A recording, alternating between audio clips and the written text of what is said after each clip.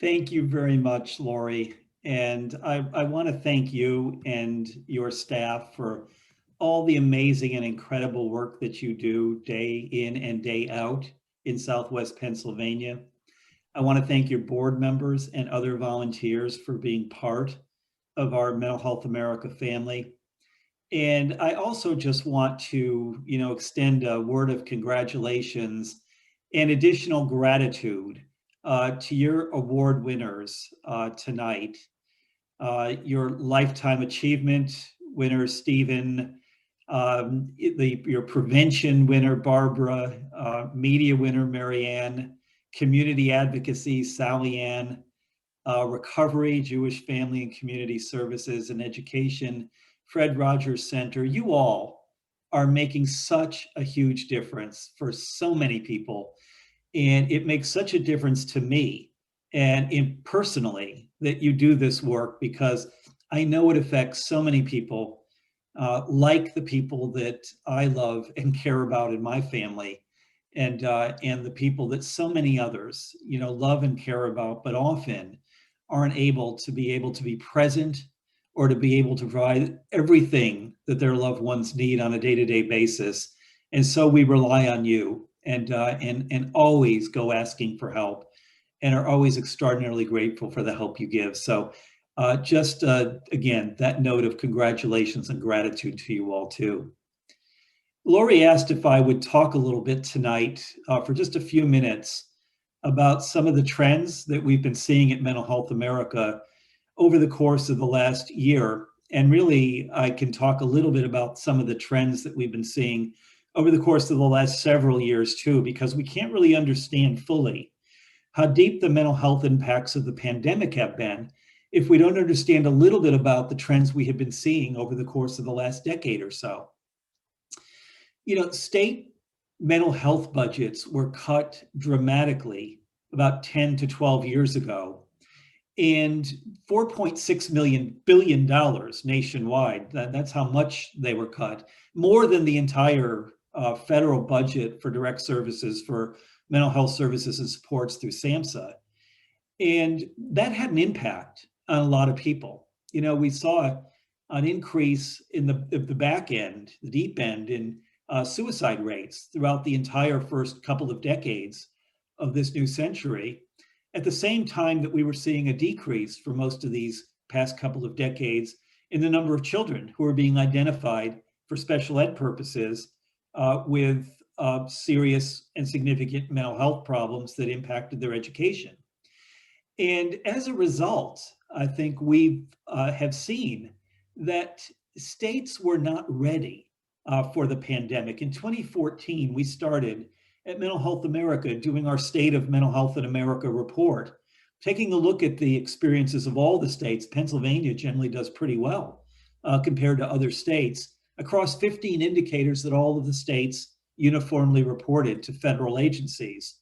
And that's the report that we released for the 7th time, the annual report just the last couple of days. And what we have seen over the course of the time, the last 7 years, is declining mental health in the nation and declining access to a broad range of mental health services in the nation. That's why the work that you all are doing, whether you're family or friends, is so important to people, because there aren't enough people who have been doing this work, and there weren't enough people who were prepared to take on the responsibility of responding to the pandemic and to the mental health needs of the population during the pandemic. Lori was talking a little bit earlier about something that's become noticeable during the pandemic, and that was this, that we're all experiencing this now. As I say to everybody, 100% of us are worried about what we're seeing and what we've been experiencing this year. But for a significant percentage of those people, probably nearly half by the time the year's over, that worry is going to transform to moderate to severe anxiety or moderate to severe depression. And as a result of that, people are seeing what we have been talking about and are understanding what we've been talking about for years, really for the first time, because they're experiencing it themselves, not just in people they care about, and that means a lot, but they are literally internally experiencing it themselves. This year, we've had 1.5 million people already come to Mental Health America to do a mental health screen. And we've had more than 500,000 excess moderate to severe anxiety results and moderate to severe depression results. 500,000. And in addition to that, it's not just anxiety and depression that people are feeling. We've actually seen and have been documenting a significant increase in the number of people who are experiencing psychosis. Now, there's a surprise. Back when this pandemic started, I was asked by a reporter, well, what's going on with anxiety? And everybody assumed it was anxiety that we were going to be seeing. And those results really started going up almost immediately during the last couple of weeks in February. But long about mid-March, we began to see the depression numbers start going up as well. Remember, we thought back then that we were running a sprint, not a marathon, with respect to this pandemic. And as it began to sink in that people were going to be more isolated and more alone for a more extended period of time, days running into weeks, weeks possibly running into a couple of months, we began to see increases in depression as well. But then came the surprise long about mid-May. Long about mid-May, we began to see an increase both in the number of people who were screening for psychosis and the number of psychosis results we were getting. And I asked Josh Gordon about this at our conference a couple of months ago and said, what do you make of this? Because nobody really would have anticipated that we would have seen an increase in psychosis symptoms as a result of the pandemic. And he said, well, it might not be the case that this is directly related to the pandemic. But on the other hand, we do see elements of psychosis for people with severe depression, for example, and it could be related to that. And we do see that people put under enormous stress can experience a first episode as a trigger or a re-episode of psychosis as a triggering event because of the trauma and because of the stress. So it's not impossible to believe that this pandemic was causing some of the increase in psychosis we've seen as well. So whether or not it's mental health conditions and mental illness that people traditionally have thought of as the most severe and serious conditions that people will have, or whether it's the mental health conditions that people have traditionally thought of as the ones that it is most easy to treat, and perhaps there's the greatest potential from which to recover. The reality is that half of our population this year, half of us, are going to have experienced meaningful and diagnosable mental health conditions during the course of this year. And so we need to do something about that. And what's more important for us to think about is that, again, back in March, we thought that the generation that was going to be most impacted by the pandemic was mine. We thought people who were older were going to have the biggest effects, so we needed to be most concerned about people who were older. And that still seems to be true for the physical impact of the pandemic. But on the mental health side, it's younger people who are being more severely impacted. In our screening data at Mental Health America, the population group that is most deeply experiencing the depression and the anxiety from this pandemic are the 11 to 17-year-olds. The 18 to 24-year-olds follow right behind them. And then with each successive age group, the load is lightened, the burden is lightened just a little bit, so that when you get up to the 65-plus-year-olds who have most at risk in terms of the physical health side, they're actually the ones best coping with this on the behavioral health and the mental health side in particular. So this says we have to be willing to focus in on our young people, and we have to recognize that, it makes some sense with half of mental illnesses emerging by the age of 14, that this year we're seeing an unprecedented number of mental health cases among our adolescent and preteen populations. And the worst manifestation of that in these populations is self-harm or suicidal ideation. And usually it takes a lot. It's a long runway for people to get to self-harm or suicidal thinking. And we observe this by looking at the results on the screening questionnaire that we use, the PHQ-9. There's a particular question on there that asks about self-harm or suicidal thinking. But this year, This year, we've already seen in excess of 150,000 people who are saying that they have suicidal or self-harm thinking on at least half the days of the week. And for the vast majority of those people who say that, it's nearly every day that they're experiencing this. And again, this is concentrated among our youngest populations, where 90% of our youth with severe, moderate to severe depression who answer that question are answering that as having suicidal or self-harm thinking on more than half the days of the week. And that goes all the way down to 50%. Still far too high, but down to 50% in older populations. So this is what we're seeing. These are the trends that we're seeing right now. And frankly, they're a little scary. Now, on top of that, of course, the pandemic has just dug deeply into impacting our nation's economy. We now have, whatever people thought about the economy 6 months ago or 9 months ago, we now have one of the most challenged economies that we have had in recent history. What's going on right now is just as bad as, if not worse than, what was happening 10 or 12 years ago. And what was happening then was a far cry from anything we had seen, really almost since the Great Depression. And so with the challenges to the economy, there is an additional factor that's being brought to bear and weighing down on individuals. And that is that right now, they still cite loneliness and isolation as the primary reason for their mental health conditions that they have today, whether it's depression or anxiety in particular. But increasingly, we're seeing people reporting that it's financial worries and financial stress and distress that is impacting them, and particularly in communities of color. So we're seeing disproportionate impacts on communities of color in particular. And that's a big problem for us too, because we haven't built a lot of our systems, as we know and so many people have observed, around the needs of population subgroups or population groupings that include most communities of color. We see that in our young population, we see that in our older population who are coming to Mental Health America for help and services and supports. I'll also mention parenthetically, we see these effects most deeply in the LGBTQ community and among communities of color. Interestingly, we see them most deeply in people who self-describe as being of mixed race. Seems we do better generally for Blacks and whites and people who claim Latinx heritage.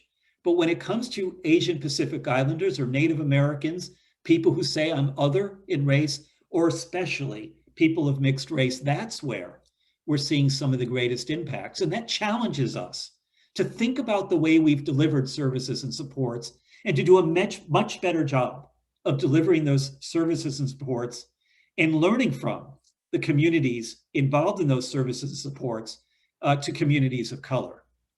So it's bad enough for individuals, but here's where it gets worse, right? As the economy declines, so do state revenues. And so the worry that we've got is that the state cuts that we saw 10 or 12 years ago that never really got restored, we're going to be seeing them again in the year to come and in the 2 years to come. And it's not the fault of those state legislators who have to balance their budgets. Well, not entirely the fault of those state legislators that they may have to be cutting services, but we can't let them focus in on us first.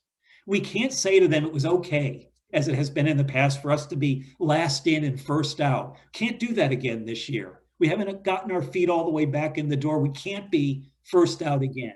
They're going to have to set some priorities, and they're going to have to include mental health services and supports across the board for all populations, for all people among those priorities. And my hope is that we're going to see them do that for two reasons. The first is the one I mentioned initially, and that is everybody is feeling the effects of this now.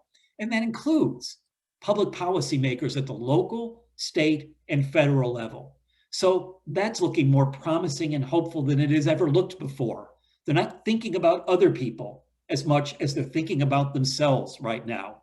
And while that may sound selfish, I'll take it if people can internalize it and understand that it affects them. The decisions that they make not only affect other people, but affect them, then that's going to be a more hopeful thing for us all to see.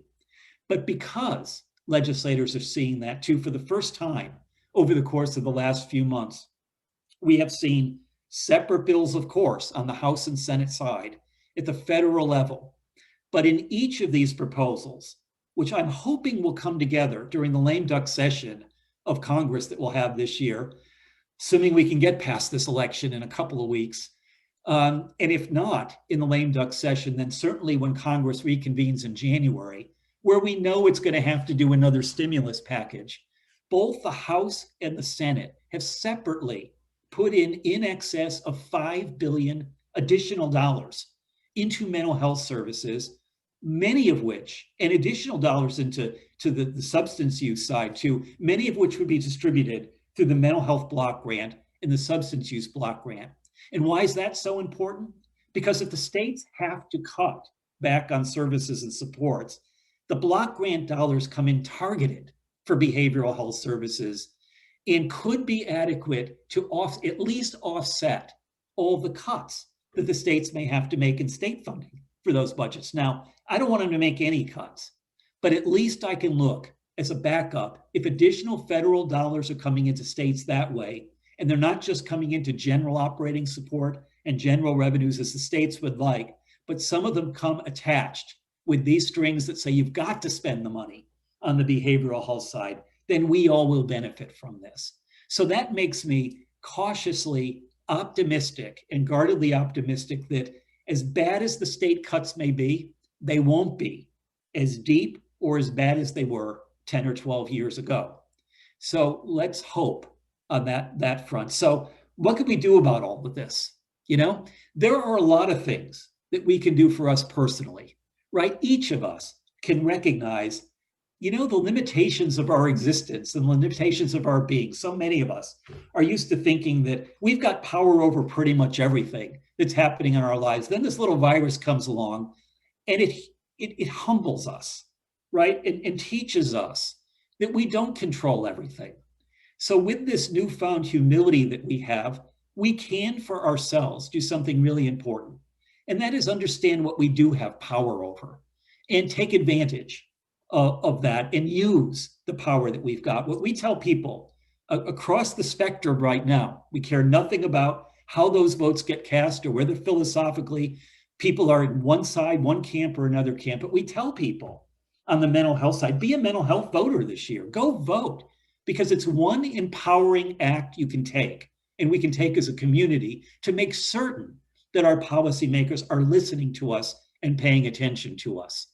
Well, voting is one activity that we can tell people that's directed outward, but we also tell people to direct some of the activities and to continue to do that inward. Just breathe in and out every day. You know, enjoy, get joy out of the things that give you joy. When so many things have been pulled out from under people and pulled away from people, find those things that still give you some joy and engage in them on a regular basis, because this is not a sprint we're running. It is a marathon. And no matter how quickly we get the vaccines, no matter how quickly our treatments improve, we are in this for at least a few more months. So start thinking beyond those few more months. Start having hope again for the future and start thinking in hopeful ways about what it is we can do for ourselves. And then let's think about what it is we can do for other people. You know, the award winners, that's what you all have done. You have all figured out how to channel this fine work into supporting other people. Now, not everybody's got the resources or the time or the opportunity to do what it is that you're doing, but we can all do something for at least one other person, right? We can all reach out to somebody else who we think may be in need. We can all share our stories with them and encourage them to share their stories with us. We can all reach out and ask for help. We can all reach out and give help. So we should all recognize that we're part not only of our own personal solution to this, we're all part of the community solution to this as well. And then what we can do at a third level is do what is critically important for us to do. And that is to channel those fine things we do for ourselves and the responsibilities that we take for ourselves, and those fine things we do for other people and the responsibilities we take to provide services and supports to them. We can channel that into directing our elected and appointed representatives. Remember, representatives of us to be doing this work systemically on a policy basis. That's the kind of thing that will reduce the inequities between the races based on race. It's the kind of thing that will reduce the inequities and the bigotries that exist based on people's identification with certain population groups. And most importantly, it's what will reduce the segregation, the discrimination, and the inequities experienced by so many people with mental health conditions. It will move us along pathways to equity, to inclusion. It will move us along pathways to recovery. So I think the future is a little more hopeful than we otherwise might have thought this future could be. This is an incredibly challenging year that none of us can wait to leave behind us or to set behind us for all kinds of reasons. It will go down in the history of our nation and probably of our modern world as one of the worst, if not the worst year for those of us who will have lived through it. And while so many people will not have lived through it and we will mourn them, the fact of the matter is those of us who do can come out of this with a greater sense of hope, can come out of this with a greater sense of empowerment, and must come out of this with a greater sense of duty to one another to make certain that the world that we create that comes after this is one of inclusion, it's one of integration, it's one of support, it's one of good feeling, and it's one where everybody feels comfortable and hopeful about the future. So I thank you for the time tonight that you've invited me to share with you. I thank you for giving me a chance to talk a little bit about what we've been learning at the national level, and I look forward to your continuing work. I look forward to our continuing relationship, and I look forward to spending additional time with you and to further congratulating all your award winners.